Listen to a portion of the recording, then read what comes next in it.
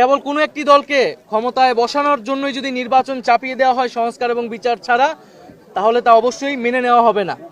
এবং আমরা দেখতে পাচ্ছি যে একদিকে ক্ষমতায় যাওয়ার জন্য এক ধরনের নির্বাচনকে চাপিয়ে দেওয়া হচ্ছে বিচার এবং সংস্কার প্রশ্নকে পাশ কাটিয়ে, অন্যদিকে ফ্যাসিস্ট শক্তির পুনর্বাসনের জন্য নানা ধরনের পায়তারা চলছে। আমরা মনে করি এই সব কিছুকেই প্রতিহত করবে জাতীয় নাগরিক পার্টি এবং 24-এর গণঅভ্যুত্থানের আকাঙ্ক্ষা নিয়েই আমরা এগিয়ে যেতে চাই। ফলে আমরাও কিন্তু 71-এ যে সাম্যের কথা বলা হয়েছিল, 24-এ কিন্তু সেই বৈষম্যহীন সমাজের কথাই আমরা বলছি। ফলে যারা এটাকে আসলে পরস্পর বিরোধী বা মুখোমুখি করে দাঁড়া করাচ্ছে, তাদের উদ্দেশ্য অসৎ।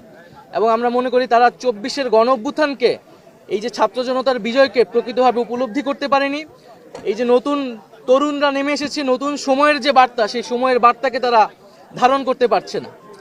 এবং আমরা মনে করি যে বাংলাদেশে বর্তমানে আমাদের জাতীয় নাগরিক পার্টির যে দাবি, যে বিচার সংস্কার এবং গণপরিষদ নির্বাচন, আমরা মনে করি ঠিক সেই পথে গেলেই জাতির একটি উত্তরণ ঘটবে গণতন্ত্রের পথে।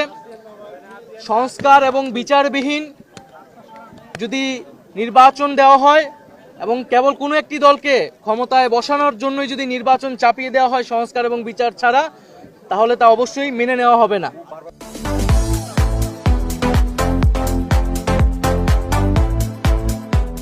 এবং আমরা দেখতে পাচ্ছি যে পুরনো সংবিধান এবং পুরনো বন্দোবস্ত এবং ব্যবস্থাকে আঁকড়ে ধরে রাখার চেষ্টা করা হচ্ছে। এবং আমরা মনে করি যে 24-এর গণ অভ্যুত্থান এবং আমাদের যে 71-এর সংগ্রাম, আমাদের 47-এর আজাদির লড়াই, এই সব কিছুর ভিতর দিয়ে আমরা যে স্বাধীন, সার্বভৌম, মানবিক মর্যাদা সম্পন্ন রাষ্ট্র পেতে চেয়েছিলাম, তার একটি সুযোগ এবং সম্ভাবনা আমাদের গণ অভ্যুত্থানের পরে তৈরি হয়েছে। আমরা কেবল ক্ষমতার লোভে ক্ষমতায় যাওয়ার জন্যই যাতে সেই সকল সম্ভাবনাকে নষ্ট করে না দেই।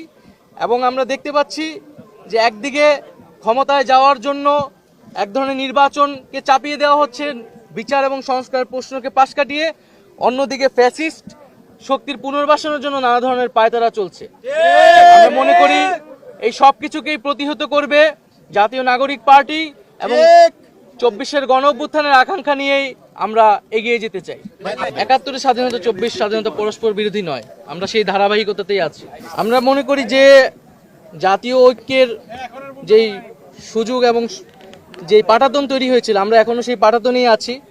কিন্তু এখন হয়তো বিভিন্ন দলের এজেন্ডা আলাদা হচ্ছে। কিন্তু আমরা যদি 24-এর গণ অভ্যুত্থানের আকাঙ্ক্ষাকে বাস্তবায়ন করতে চাই, দেশের স্বার্থকে আমরা রক্ষা করতে চাই, তাহলে আমরা এই একই পাটাতনে থেকে আমাদের পরস্পর ভিন্ন মত, ভিন্ন লক্ষ্য থাকা সত্ত্বেও আমরা মনে করি সেই একই পাটাতনে থেকে